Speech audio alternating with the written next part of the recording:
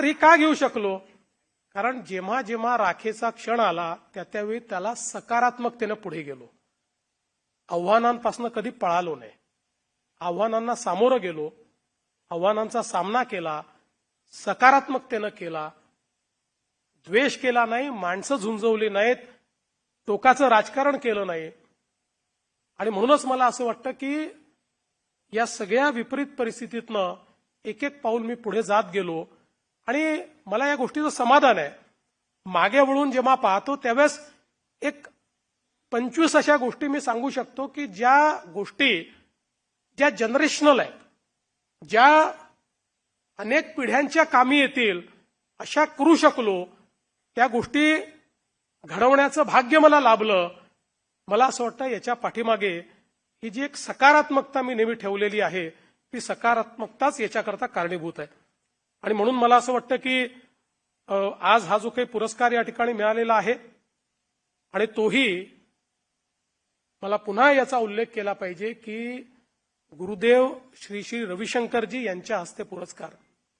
गुरुदेव हे केवळ एक स्पिरिच्युअल गुरु नाही आहेत, तर स्पिरिच्युअलिटी सोबत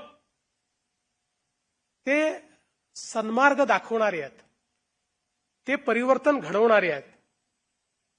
लाखो लोकांच्या जीवनात तर परिवर्तन त्यांनी घडवलंच आहे, पण आज समाजातला जो शेवटचा व्यक्ती आहे, जो दुःखी आहे, जो पीडित आहे, त्याच्याही जीवनात परिवर्तन घडवणारे गुरुजी आहेत.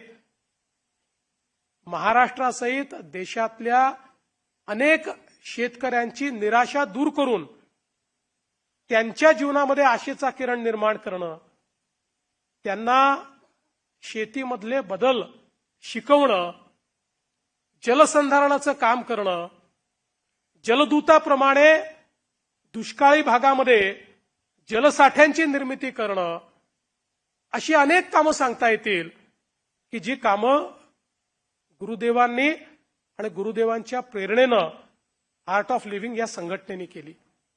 ज्यावेळी आम्ही जलयुक्त शिवार सारखी योजना सुरू केली आणि जी महाराष्ट्रामध्ये एक ट्रान्सफॉर्मेटिव्ह योजना म्हणून 20,000 गावांचं परिवर्तन घडवणारी योजना ही जलयुक्त शिवार सारखी योजना, ही योजना सुरू केल्यानंतर सर्वात पहिल्यांदा सरकारच्या मदतीला कोणी आलं असेल तर आर्ट ऑफ लिव्हिंग त्या ठिकाणी पुढे आली. आणि इतक्या मोठ्या प्रमाणात नदी खोलीकरण, नाले खोलीकरण असेल, गाळ काढण्याचं काम असेल, त्या ठिकाणी धरणातला गाळ काढण्याचं, तलावातला गाळ काढण्याचं काम असेल, वेगवेगळ्या प्रकारचे स्ट्रक्चर्स तयार करायचे असतील, अतिशय सायंटिफिक पद्धतीनं आर्ट ऑफ लिव्हिंगनी आपले स्वतःचे कार्यकर्ते प्रशिक्षित करून त्या ठिकाणी सरकारसोबत काम केलं आणि समाजाला प्रेरित केलं. आणि गुरुदेवांच्या आशीर्वादामुळे आणि त्यांच्या प्रेरणेमुळे हजारो लोक हे आपल्याला त्या ठिकाणी रोज सकाळी श्रमदान करताना दिसले. आणि आपण आपल्या जीवनात परिवर्तन घडवू शकतो हे आर्ट ऑफ लिव्हिंगने अनेक गावातल्या लोकांना शिकवलं.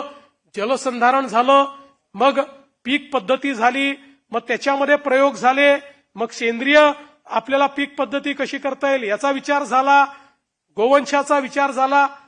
एकूणच जे काही आपलं अर्थकारण आहे आणि ग्रामीण भागातलं अर्थकारण आहे याच्यावर एक सकारात्मक बदल घडवण्याचं काम हे गुरुदेवांनी केलं.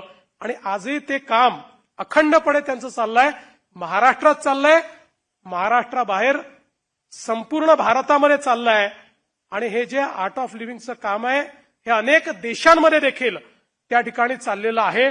आणि म्हणून मी पहिल्यांदा जो उल्लेख केला की आज भारतीय संस्कृती, भारतीय योग पद्धती, भारतीय चिकित्सा पद्धती या सगळ्या गोष्टींना एक जागतिक मान्यता मिळते आहे. त्याच्या पाठीमागे जी मंडळी आहेत त्यात प्रामुख्यानं गुरुदेवांचं नाव आपल्याला घेता येईल की ज्यांनी आपल्या भारतीय संस्कृतीला, योग पद्धतीला, चिकित्सा पद्धतीला जगामध्ये मान्यता मिळवून दिली. आणि मला आजही आठवतं की त्यांनी दिल्लीमध्ये जे ग्लोबल हार्मनीचं एक संमेलन घेतलं होतं, जगातल्या शेकडो देशातनं विविध त्या ठिकाणी पंथाचे लोक, विविध धर्माचे लोक, विविध विचाराचे लोक हे सगळे एका मंचावर आले होते. ज्या प्रकारे स्वामी विवेकानंदांनी धर्म परिषदेमध्ये भारतीय विचारांना जागतिक वारसा मिळवून दिला, त्याचंच प्रत्यंतर हे यमुनेच्या तीरी आम्ही गुरुदेवांच्या माध्यमातनं त्या हार्मनी परिषदेमध्ये बघितलं. आणि एक प्रकारे भारतीय विचार हा जगामध्ये पोचवण्याचं काम आणि जगातल्या लोकांना एकत्रित आणून आम्ही पूजा पद्धतीने वेगळे असू, पण शेवटी आम्ही सगळे मानव आहोत आणि मानवता हा आमचा धर्म आहे, अशा प्रकारचा विचार जो गुरुदेवांनी त्या ठिकाणी दिला. मला असं वाटतं की ते खऱ्या अर्थानं एक वैश्विक विचार घेऊन त्या ठिकाणून सगळे लोक परत गेलेले आहेत. आणि म्हणून मला असं वाटतं की अशा प्रकारचे गुरुदेव आज या ठिकाणी आले आणि त्यांनी माझा सत्कार केला. मला असं वाटतं की या फिनिक्स हा जो काही पुरस्कार आहे, या पुरस्काराचाही सन्मान वाढला आणि माझाही सन्मान वाढला. त्याबद्दल मी मराठी पत्रकार संघाचं अतिशय मनापासून आभार मानतो. आणि पुन्हा एकदा मराठी पत्रकार संघाला आणि त्यांच्या माध्यमातून महाराष्ट्राच्या समस्त जनतेला आश्वस्त करू इच्छितो की मगाशी जसं सांगितलं की हे पद नाही, ही जबाबदारी आहे. ही जबाबदारी प्रामाणिकपणे आणि पूर्ण क्षमतेनं या ठिकाणी पार पाडत महाराष्ट्राला सर्वोच्च स्थानावर न्यायचं हा जो आपला प्रयत्न आहे, तो प्रयत्न सातत्याने मी करतच राहीन. आणि या प्रयत्नामध्ये हा जो काही फिनिक्स सन्मान सोहळा आहे, हा जो पुरस्कार तुम्ही दिलेला आहे, या पुरस्कारामुळे हे कार्य करण्याची शक्ती माझी द्विगुणित होईल हा विश्वास मी व्यक्त करतो. पुन्हा एकदा आमच्या मराठी पत्रकार संघाचे आणि आमच्या चारही संपादकांचे अतिशय मनापासून आभार मानतो, गुरुदेवांचे आभार मानतो आणि माझं बोलणं संपवतो. धन्यवाद. जय हिंद, जय महाराष्ट्र.